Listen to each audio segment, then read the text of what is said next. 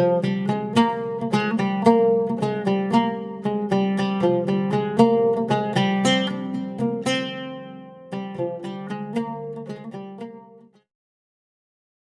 datang di channel Ayo Ngaji.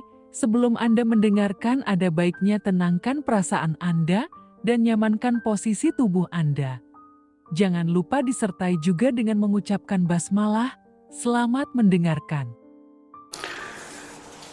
Assalamualaikum warahmatullahi wabarakatuh. Waalaikumsalam warahmatullahi wabarakatuh. Bismillahirrahmanirrahim. La haula wala quwata illa billah. Asyhadu an la ilaha illallah wa asyhadu anna Muhammadar Rasulullah. Allahumma shalli ala sayyidina Muhammadin wa ala alihi wa sahabatihi ajma'in, ma ba'd. Bulan puasa itu kita tidak makan dan tidak minum. Orang kalau nggak makan lapar nggak, Bu? Kalau nggak minum haus nggak? Tenaganya lemes nggak? Pada saat tenaga kita lemes, seharian kita menahan dahaga, menahan lapar, kok malamnya rajin banget, setiap malam mampu melakukan sholat sunnah 23 rakaat. Iya enggak? Setelah itu masih kurang juga baca Quran sampai jam 12 malam tadarus. Kok hebat banget sih. Nah sekarang nih setelah perut kita kenyang, badan kita seger, enak lagi, sanggup gak setiap malam sholat sunnah 23 rakaat? Kenapa? Kan kita makin sehat, makin tenaganya kuat. Kok kenapa nggak sanggup? Waktu kita dahaga lapar kok kuat. Kenapa begitu sawah kok meditnya nongol lagi? Ini satu pertanyaan yang saya jawab. Memang itulah manusia, bahwa perimbangan rohani dan jasmani sangat dapat kita rasakan. Ketika jasad ini kita manja, apa yang diingini kita turutin semuanya. Minta makan dikasih, minta minum dikasih, minta baju bagus dikasih, beli mobil dikasih, semuanya diturutin. Jasad kita dimanja, rohani kita pingsan. Tapi sebaliknya ketika jasad kita tindas, jasad kita kendalikan segala keinginannya, barulah rohani itu muncul. Nah, jadi bagaimana caranya kira-kira selesai bulan puasa, semangat ibadah kita terus, hati kita menjadi dermawan, kepedulian sosial terus berlanjut. Bagaimana caranya? Ini puasa tiap tahun kan, dan berulang-ulang. Peragat puasa mulai dari mana? Iya terbeli. Jadi pertanyaannya, ternyata ilmu agama yang kita miliki, nahwu, soroh, balaghah, mantiq, fikih, ushul fikih, tafsir, tidak terlalu berpengaruh sekali kok dalam mengontrol jiwa kita ini. Ada nggak orang yang sholatnya rajin tapi kegeronggongnya rajin juga? Ada nggak? Ada nggak yang naik hajinya sering tapi ngadu jagonya nggak istirahatnya? Ada nggak orang yang umur hampir tiap tahun tapi kalau tangannya utang 10 juta kembalinya 15 juta? Itu. Ini jadi kita sendiri sesungguhnya menjadi pertanyaan besar, mengapa seperti ini? Mungkin kita melakukan kekeliruan karena barang yang diharamkan Allah itu mirip-mirip barangkali. Kita salah paham atau kita keliru, bisa terjadi. Seperti kita membedakan antara dodol karo tembelek landung. So, Kang Tesuki, apa bedanya dodol karo tembelek landung? warnanya merah semu-semu coklat ya. Sama nggak? Sama. Bisa nggak menunjukkan dengan pasti ini tembelek lantung, ini dodol? Bisa membedakan nggak dodol tembelek lantung? Ini ilmu. Lihat warna sama. Mungkin awalnya kita punya dugaan, karena adanya di piring kita terburu-buru mengatakan ini dodol, karena di lantai ninjogan, akhirnya kita terburu-buru ini namanya tembelek lantung. Bisa nggak terbalik? Anak jago nyotot nih piring jago berak di piring, dan ibu kita waktu bikin dodol netes di lantai. Bisa nggak terjadi nggak? Makanya harus paradigma eksperimentalis, harus diuji betul-betul. Gimana caranya ilmu? Pertama kali cobalah dicium dulu, baunya beda nggak? Kalau selengut baunya apa namanya tuh, tembelek lantung. Kalau baunya wangi, oke.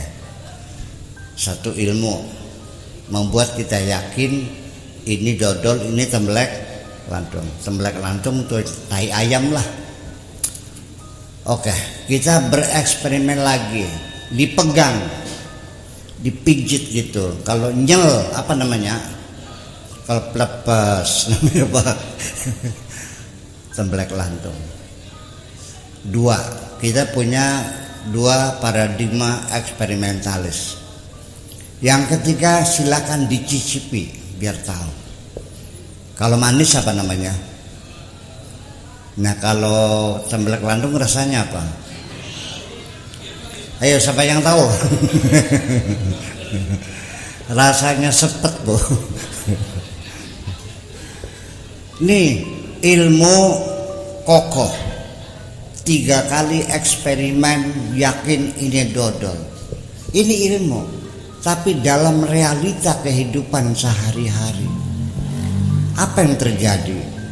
Dia punya dodol di rumah yang cantik jelita, masih pengantin anyar lagi, gemblengnya bu kayak dodol kan gemblengnya kan. Tapi kenapa dulu tembelek lantung ini geronggong? Dulat dulu tembelek lantung ngelbengi cipriben. Terjadi nggak tuh? Terjadi nggak punya dodol di rumah tapi dia tiap hari makan tembelek lantung di jalanan? Terjadi kenapa? Nah ini, jangan-jangan kemaksiatan yang kita lakukan bukan karena kurang ilmu, tapi ketidaksadaran kita sebetulnya. Ini yang jadi persoalan. Masalah haram orang tahu, tapi melanggar juga. Bahwa sholat wajib orang tahu, tapi sering tinggal. Betul nggak? Birrul walidain tahu wajib, tapi anak-anak kita sekarang semakin banyak anak-anak lawan orang tua. Sampai mahfudotnya apal, al jannatu tahta aqdami ummahatikum, apal. Ya kenapa? Ini ibu sekalian, jangan-jangan kita lupa ingatan ini. Lupa ingatan kue danta atau linglung. Kita sendiri juga menjadi pertanyaan besar. Yuk kita lihat di dalam Al-Quran, Surat Al-Baqarah ayat 28 barangkali. Kaifa takfuruna billahi wa kuntum amwata fa ahyakum summa yumitukum summa yuhyikum summa yumitukum summa ilaihi turja'un. Kita sekarang dalam fase yang mana nih? Maknanya Bagaimana kamu tidak percaya kepada Allah, padahal kamu waktu itu sebagai mayit, sebagai makhluk yang mati. Fa'ahyakum, lalu Allah hidupkan kamu. Tsumma yumitukum, kemudian Allah matikan kamu. Tsumma yuhyikum, kemudian kamu Allah hidupkan lagi. Tsumma yumitukum, lalu dimatikan lagi. Tsumma ilahi turja'un. Jadi mati hidup, mati hidup. Jadi kita ini 2 kali mati, 2 kali hidup. Kita ini pada fase yang keberapa nih? Ada yang sadar enggak? Ini kita mati yang keberapa sekarang nih? Sekarang hidup yang keberapa? Benar. Yuk kita lihat lagi di surat Al-Ghafir ayat 11. Wa qalu rabbana ahyaitana thnataini wa amattana thnataini. Wahai Tuhan kami, Engkau telah menghidupkan kami 2 kali dan mematikan kami 2 kali. Kita ini kehidupannya keberapa ini? Yang pertama, yang kedua? Benar. Tahu. Ini kita nggak ingat dan kita nggak tahu. Jangan-jangan ini persoalan. Kemudian di Al-A'raf, kalau nggak salah 78 barangkali. Wa id akhadha rabbuka min bani adama min zuhurihim dzurriyyatahum wa ashhadna ala anfusihim alastu bi rabbikum qalu bala syahidna. Ketika ingatlah id akhadha rabbuka, ingatlah ketika Allah membeat, ketika Allah berkomitmen kepada Bani Adam dan kepada turunan mereka. Wa ashhadna ala anfusihim, dan kami persaksikan atas diri mereka sendiri. Alastu birabbikum, bukankah aku Tuhanmu? Qalu bala syahidna, ya kami saksikan. Ingat enggak dulu ditanya oleh Tuhan, bukankah aku Tuhanmu? Ingat enggak? Cari ingat bokah. Bu, anak sing kalingan beli ditakon Gusti Allah, kita ke pangeran sira duduk. Kalingan beli. Bu. Jangan-jangan orang ini ilmu sabudang tapi terus melanggar Allah. Ini bukan kurang ilmu, tapi kaya-kaya lagi linglung apa kini? Kita lupa ingatan. Nih, kita dulu mengatakannya bala syahidna. Kalau bala itu berbeda dengan na'am ya. Bala juga artinya iya, na'am juga iya. Cuman bedanya kalau na'am ini pertanyaannya ini Zaid, apakah ini Zaid? Na'am. Ahadza Zaidun? Qala na'am. Tetapi ketika alastu birabbikum, bukankah aku Tuhanmu? Kita jawabnya bukan na'am tapi bala. Alaihissallahu bi ahkamil hakimin? Qalu bala. Jadi kata bala ini adalah satu penegasan, pentaukidan bahwa kita betul-betul menyaksikan bahwa Allah adalah Tuhan kita. Ini Al-Quran mengabarkan seperti itu. Kailingan beli sampean. Nah, kayak yakin barangnya. Iya, jadi kita dalam keadaan koma, dalam keadaan tidak sadar alias linglung. Sebelum lanjut mendengarkan, Kami sangat berterima kasih bila mana Anda ikut serta mendukung channel kami dengan cara like, komen, dan subscribe. Terima kasih dan selamat mendengarkan kembali.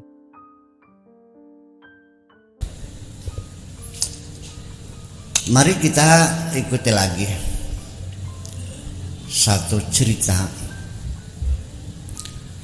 Dulu orang ini usahanya warungan di rumah.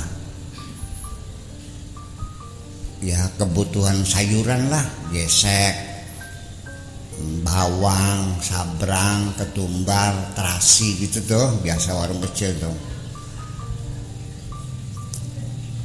Setiap hari itu sang suami ini belanja ke pasar.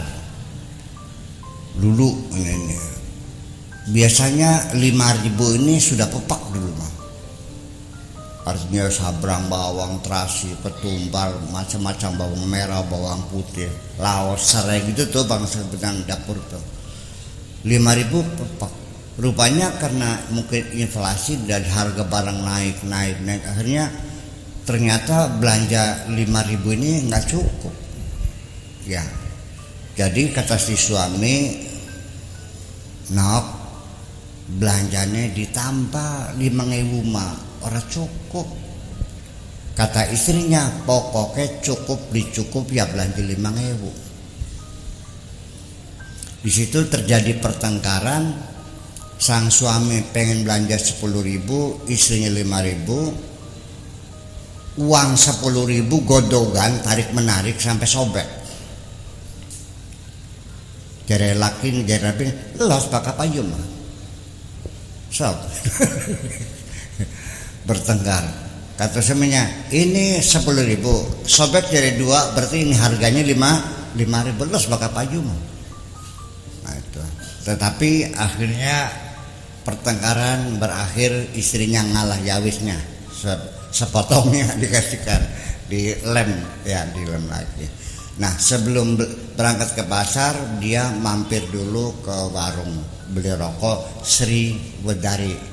Kelingan boten? Sri Wedari ku seadine gudang garam ya. Beli 2 batang waktu itu. Mungkin waktu itu berapa sih? 50 rupiah saja ya, 50 rupiah itu. 2 batang. Yang satu dinyalakan, yang satu diselapin di kuping. Berangkatlah dia ke pasar dengan bawa keranjang, naik sepeda itu. Rupanya sampai di tikungan maut di desa Kliwet sana tuh, ditabrak oleh bus. Dan situ tikungan maut tuh setiap hari kecelakaan dulu itu. Mungkin masih ingat ya, tikungan maut desa Kliwet Jakarta Semaya itu. Tabrak, terpental, kepalanya menumbuk batu DMJ, pingsan, dibawa ke rumah sakit. Perusahaan busnya menanggung biayanya. 1 minggu lamanya dia tidak terbangun, tidur kloker ngolok. Anak dan istri semua kecewa, tidak ada harapan untuk hidup, mungkin gegar otak. Tapi rupanya dokter bersungguh-sungguh mengobatinya, dioperasi dan sebagainya. Akhirnya si orang ini, lelaki ini bisa membuka mata, pelongo gitu. Alhamdulillah, anak istri semuanya sangat bahagia sekali, suamiku masih hidup. Tetapi ketika ditanya, saya siapa? Dia geleng kepala. Berarti sudah sadar belum? Belum. Masih nangis istrinya, belum sadar. Diobati lagi, disuntik lagi, dioperasi lagi. Akhirnya, siapa? Kamu istriku. Alhamdulillah. Arane siapa? Embu. Sudah sadar belum berarti? Masih belum juga. Diobati lagi, akhirnya kamu istri saya namanya Carningkem. Alhamdulillah sehat. Sudah sadar belum? Ketika ditanya berapa lama kamu di rumah sakit ini, dia tidak bisa menjawab. Sudah sadar belum? Kemudian ditanya asal usulnya bagaimana kamu bisa ada di sini, nggak ingat juga. Nah makanya untuk mengenali diri, kenal diri, kan katanya mana arafa nafsahu arafa rabbahu. Ini karena kita belum kenal diri. Satu ciri orang yang kenal diri adalah dia tahu dari mana asalnya dan sekarang sedang apa, lalu nantinya mau ke kemana. Ini si orang ini di rumah sakit diobati lagi. Akhirnya alhamdulillah dinyatakan sehat. Siapa saya? Istriku. Namanya siapa? Carningkem. Ini apa? Rumah sakit. Jejak belikin ke? Jejak. Asalnya gimana? Nah, dia mengingat-ingat, saya dulu pernah rebutan uang 10.000, tarik menarik sampai sobek jadi 2. Mau belanja ke pasar, terus mampir kemana? Ke warung. Beli apa? Beli rokok. Berapa? 2. Yang dinyalakan berapa? 1. Yang satunya taruh di mana? Di telinga. Berarti udah ingat belum nih? Ingat. Waras dorong. Engkau dingin. Sudah bisa makan, sudah bisa cebok, sudah kenal istri. Akhirnya dokter menduga ini sudah sembuh. Akhirnya Pak, biaya rumah sakit sudah ditanggung oleh perusahaan. Bapak sekarang boleh siap-siap pulang, nanti diantar oleh ambulan atas biaya perusahaan otobus yang labrak bapak itu. Apa jawabnya? Emong. Pulang enggak? Enggak. Sebabnya Pak, enak di sini. Sebabnya lantainya putih, ranjangnya putih, jendela putih, pintu putih, pelayannya pakai baju putih semua, enak di sini. Wis waras turun mungkin. Non. Akhirnya cirinya kalau orang itu sudah sadar pasti merindukan kapan pulang. Bakal masih bertani alam dunia, masih linglung sampean. Wis paham. Ayo takone anu sing pengen balik bleh. Ayo. Ternyata engkau aja enak nih kan lah, pantesan ilmu numpuk yang maca kitab kuning, pinter lu ngakaji, sering sembayang vokal tapi masih doyan tembelek lantung. Ini persoalannya. Jadi bapak-bapak dan ibu-ibu sekalian, inilah makanya saya ingin menyampaikan untuk mengenal diri. Bulan puasa itu belum mengenal diri, tapi baru sekedar bisa ngintip. Ya, sudah hebatnya kayak apa? Loman. Iya, ngibo. Loman. Sembayangnya bakal beli. Masa Qur'annya masih atas kurang. Ya kan gitu. Sampai rerasan saja mengupasnya menjadi orang beli kiang bulan puasa. Itu baru ngintipnya saja. Belum kenal betul. Sudah hebat seperti itu. Nah makanya ini suluk para salihin sejak zaman dahulu kala dalam mengenal diri itu rata-rata digembleng jasadnya ini melalui pertapaan. Itulah makanya saya punya tradisi setiap tahun. Enggak tahu kan Dosuke pernah ikut ngelut enggak dulu tuh. 40 hari kita di hutan. Nanti awal Kapit sampai 10 Rayagung itu kita uzlah di hutan untuk mengenal diri. Selama 40 hari kita berpuasa, ya, mata tidak maksiat, telinga tidak maksiat, hidung tidak maksiat, kita berzikir siang dan malam supaya kita bisa mengenal diri. Kita sudah tahu sejak tahun 91 sampai sekarang 2019, ini berapa tahun tuh? Sudah 8 tahun kita berjalan. Orang Islamnya masih mempertanyakan, terutama para kiai yang ditanya nanti sholat Jumatnya di mana, ya kan? Terus itu ajaran siapa? Malah banyak orang-orang yang mau ikut bertapa dihalang-halangi karena menuduh saya ajaran sesat. Dalam agama Islam tidak ada namanya pertapaan itu. Yang penting arkanul islami khamsatun. Yang penting sudah syahadat, sholat, zakat, puasa, selesai. Tidak ada yang beda pertapaan. Itu artinya linglung kuadrat. Dia tidak tahu, nabinya sendiri tukang tetapa nggak tahu. Malah justru rata-rata orang-orang yang menemukan jati dirinya, menerima wahyunya itu semuanya ketika sedang bertapa. Yuk kita lihat manusia-manusia besar yang telah merubah sejarah dunia, menulis dengan tinta emas peradaban yang hebat, rata-rata semuanya keluar dari pertapaan. Nah, berarti kita sendiri mungkin nggak paham peradaban kita. Yuk saya nanya, Kanjeng Nabi Muhammad bertapanya di mana?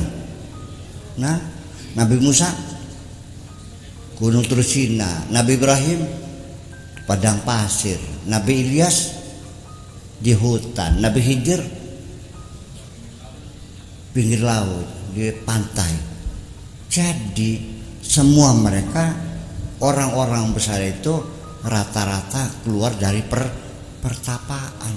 Tidak mungkin bapak-bapak, ibu-ibu sekalian, ada orang besar yang merubah dunia, ya, membangun peradaban besar, tidak mungkin keluar dari diskotek. Kalau ada pemimpin yang keluar masuk diskotek, remak mangsa wulung aja bilang itu. Betul nggak? Setuju nggak? Lah ya iya. Gimana lagi? Nah ini artinya bahwa dikiranya mengenal diri itu, dikiranya tingkatan ma'rifatullah itu dikiranya dongeng. Yang penting syariat. Iya, saya juga paham yang penting syariat. Yang kita sampaikan adalah syariat. Sampai di YouTube, di HP, apa itu tasawuf? Bid'ah itu, haram tasawuf tuh. Bayangkan. Apa itu ma'rifat warakat itu? Nggak benar tuh. Ini jangan sampai kita seperti itulah. Cobalah nanya dulu. Orang tasawuf kan orang membersihkan dirinya, masa haram? Sampai ilmu mantik saja diharamkan loh. Filsafat haram, tetapa haram. Jadi gimana? Jadi orang itu kadang-kadang tidak jelas mana syariat, mana torekot, mana ma'rifat, mana hakikat. Nggak paham, sok berkomentar, menyalahkan. Nggak ada penyakit. Ya Allah ya Rabbi, ini saya ingin mengatakan baik syariat maupun torekot maupun ma'rifat maupun hakikat itu semuanya sebetulnya satu paket sebetulnya mah. Ya kan? Seperti orang sekolah. Pertama-tama apa dulu? SD. Setelah itu SMP, setelah itu SMA, setelah itu persitas, apa aja? Persitas. Ya itu. Nah ini kadang-kadang anak baru SD menyalah-nyalakan anak SMP. Sebelum lanjut mendengarkan, kami sangat berterima kasih bila mana Anda ikut serta mendukung channel kami dengan cara like, komen, dan subscribe. Terima kasih dan selamat mendengarkan kembali.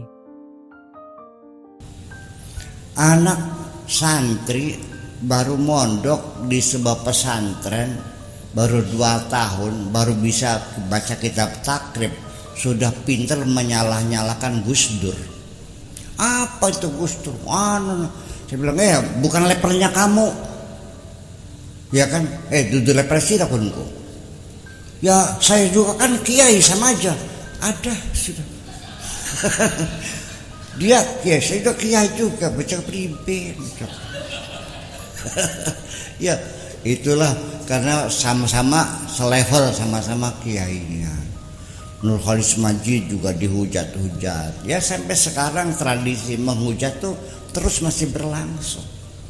Ya orang yang level lebih tinggi disalah-salahkan gitu. Ya, termasuk saya juga di YouTube juga ada. Ternyata Buya Syakur Yasin musyrik. Iya kayak aku .com. Ya gimana, ya udahlah kita nggak usah. Kalau saya sih begini aja lah, kalau Anda digigit anjing, tidak usah anjing itu kau gigit lagi kok. Udah, kasih makanannya kenyang, balung-balungan, anjing sekali dikasih makan dia tidak akan menggigit lagi kok. Gitu aja. Paham Pak? Ya sekolah tolong aja tukaran wes. Sebenarnya mah, nah itulah. Ini ngerti enggak. Jadi akhirnya saya mulai berpikir gimana menerangkan torekat hakikat syariatnya. Begini aja lah. Apa sih bedanya syariat dengan hakikat? Baka syariat itu dari kata syariah, jamaknya syawarya. Kalau tariqat dari tariqun, jamaknya turukun. Nah turukun dijamakkan lagi turukat. Atau juga kalau tariqat itu jamaknya tara'iq. Kalau tariqun turukun turukat. Kunal ya kata jin mengatakan minna salihuna wa minna duna dzalika kunna tara'iqa qidada. Tara'iqa qidada. Jadi tariqat itu bedanya dengan syari. Jadi kalau saya itu lewat jalan tol namanya syari. Dari Kertasmaya mau ke Bangan 2 naik motor, naik Tambangan lewat gang kecil namanya torik. Tapi kalau muter lewat jalan bebas ke Jatibarang ke Bangkalwa itu namanya syariah. Jadi syariah itu jalan besar, torik itu jalan kecil. Kedua-duanya ada resiko. Di jalan besar ya resikonya kita sekalipun berhati-hati mengikuti rambu-rambu jalan, tetap saja wayahna blai mah blai ditabrak singguri, ya kan? Dan juga itu rute cepat lewat Pantura itu kalau sekali kecelakaan fatal, ya kan begitu. Tapi jangan dikira bahwa lewat jalan kecil itu juga tidak ada resikonya. Bisa kekecos beling, bisa nginjak paku, bisa digigit ular, kan begitu. Bisa di tambangnya ada buaya. Dua-duanya mengandung resiko baik syariat maupun tariqat sama-sama. Gitu. Hanya bedanya orang yang lewat tariqat itu biasanya nyampainya lebih cepat. Kan kalau motong jalan sih naik tambangan jalan kaki. Kalau naik mobil kan lewat Jatibarang Bangkalwa. Nah itulah persoalannya. Sama dengan kita mau ke Kertasmaya. Kalau jalan tol kan enak, masuk tol keluar Palimanan langsung. Kalau lewat jalan bypass kemana? Ke Cirebon dulu kan, terus ke Gunung Jati kan, nanti sampai apa itu tuh lewat Panguragan sana muter keluar Jenangun, muter-muter akhirnya. Nah saya kira seperti itu. Nah Kemudian kalau hakikat itu orang yang sudah benar-benar tahu lapangan. Jadi kayak orang punya Google Map, sudah tahu pemetaannya, letaknya di mana, sebelah mana, berapa kilometer, sampai hambatan jalan saja seperti apa namanya tuh Sherlock ya tahu belok kanan belok kiri sudah. Itu kalau sudah orang hakim sudah nyaman sekali. Lalu gimana bedanya? Begini, saya ini di rumah setiap hari tamu itu banyak sekali dari pagi sampai sore. Kadang-kadang rombongan 2 mobil sesak sampai ada 50 orang surangan. Udut kabeh, masya Allah, mulak-mulak. Pengisap tuh nggak mempan, iya. Pakai kipas angin nggak mempan. Sekarang udah pasang AC 2 masih nggak mempan juga. Ya, terus seringkali ibu-ibu bawa anak kecil kencing di situ lagi. Ya Allah, kan sekolahnya kan digulung karpetnya semuanya. Seperti itu. Kemudian juga orang Indramayu kalau ngobrol kan suwak-wakan, kayak wong tukaran. Ya, satuannya betul kabeh. Saya mau nanya, boleh enggak saya membuat aturan di rumah saya? Boleh enggak? Boleh. Nah, aturan itu namanya syariat. Saya yang membuat, yang punya namanya syariat. Aturannya nama syariat. Nah, sekarang tamu ini bermacam-macam. Jadi ketika ada tamu, ini orang yang kelasnya kelas syariat, tidak salah. Orang yang mengikuti syariat tidak salah. Kenapa? Ibu-ibu datang ke rumah bawa anak bayinya, ulaku mereka pakai silaturahmi, nomor kali baru jaluk tulung, laki kula kebil balik-balik guys. Tapi begitu dia melihat di tembok, dimohon kepada para tamu terhormat, dilarang membawa anak kecil. Ini ibu ini ngelihat ada tulisan dilarang bawa anak kecil. Lalu dia meminta maaf, aduh punten Pak Kiai, punten. Mangga keluar dititipkan sama kakaknya. Oke? Tamu budiman bukan tuh? Tamu baik nggak namanya? Saya hormat enggak? Hormat. Allah juga senang kalau kita mengikuti syariatnya. Jangan disalahkan orang ahli syariat. Orang yang baik, mentaati aturan. Datang lagi, Anda suki, tas kepul. Begitu mencilak di tembok, dilarang merokok, aduh pakai punten, dibuang. Baik enggak dia? Baik. Saya juga hormat, itu seorang tamu yang budiman. Yang ketiga, dilarang bawa anak kecil, dilarang merokok, dilarang bicara keras. Nah, ini tamu juga syariat juga, karena dilarang bicara keras, sehingga ketika sananya pripun Pak, ngapa sih saya kula bantu? Pakai kalau kan menaun kamu punten kuping kula kajian banyu adus mau ke sing keras ngomongnya beli krungu emong bloli. Ini tamu budiman enggak? Tamu kurang ajar bukan? Kurang ajar. Dia pegang syariat kurang ajar. Nah, jadi ada saatnya ya ketika saya menyuruh keras, ini saya punya syariat, betul enggak? Maka jangan ragu-ragu, Anda harus berpihak, harus nurut sama syariat. Itu persoalannya. Jadi orang ini belum mampu kepada hakikat, baru kelas syariat. Disuruh ngomong santer enggak mau. Ya kan begitu. Nah, tapi kalau orang yang sudah ngerti paham, sing keras, oh nggih punten Pak Kiai, kula ki njaluk kemat meniki. Nah, ya wis. Kira-kira tes pelangga katen. Ya kira-kira aja puasa maning, terima beres ya kapira bayar ya. Ada yang begitu tuh Anda. Kira-kira aja puasa maning tidak bayar juga. Macam-macam tamu itu ya. Saya hormati semuanya, itu nggak ada masalah. Ini artinya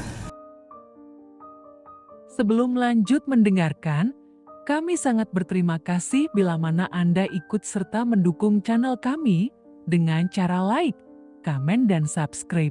Terima kasih dan selamat mendengarkan kembali. ini artinya ketika kita melihat firman Tuhan, Nabi Ibrahim suruh nyembelih anaknya, ngelawan syariat enggak? Ngelawan. Tetapi kalau dia tidak mentaati Allah, enggak jadi pangkat nabinya, paham enggak? Nah, jadi pada akhirnya orang-orang hakikat itu adalah orang-orang yang sudah bisa menghormati syariatnya, paham? Tapi orang syariat mah baru sekelas menghormati syariat. Jadi ada orang yang menghormati undang-undang, ada orang yang menghormati yang membuat undang-undang. Itulah bedanya. Itu saja persoalannya, kok susah banget sih.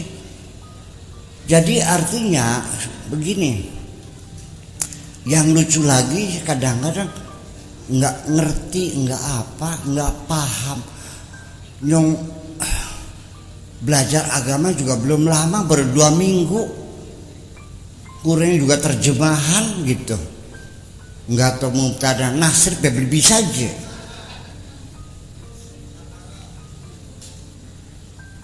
Zoharo yudhohiru mudhoharo. Ya gitu. Itu sudah sepertinya seorang ulama besar. Dalilnya gimana lagi?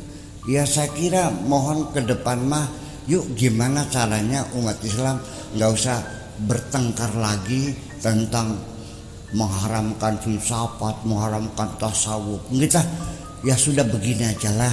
Yang pada tetap ya mangga, yang enggak yang udah nggak apa-apa. Kan begitu. Yang kunutan silakan, yang tidak ya silakan. Yang jarak kubur, kalau Anda mengatakan itu musyrik, ya sudah Anda jangan melakukannya. Itu aja kan. Betul nggak gitu? Jadi apalagi itu baru dugaan pribadi. Jangan memaksakan orang harus ikut Anda. Jadi keyakinan pribadi silakan Anda mengatakan haram, silakan haram. Untuk diri Anda, rokok ini katanya haram, betul? Katanya apa nih? Haram nggak? Nah, tidak ada kesepakatan umat Islam untuk mengharamkan rokok. Itu hanya pendapat. Kalau pendapat ya silakan, Anda yakin ya sudah Anda jangan merokok. Tapi juga jangan menghina orang yang merokok. Paham nggak? Ini kan korbannya saya. Saya kagum dengan pengajian Buya Syakur Yasin. Begitu saya tahu dia merokok, langsung saya matikan YouTube-nya. Ngomong apa menurutku? Ya udah, saya nggak marah, nggak usah, ya udah. Disuruh siapa kamu ngeliat YouTube saya? Iya, Anda yakin rokok haram. Ketika Anda merokok berarti Anda berdosa. Saya tidak yakin rokok haram. Ketika saya merokok ya tidak berdosa dong. Enak banget.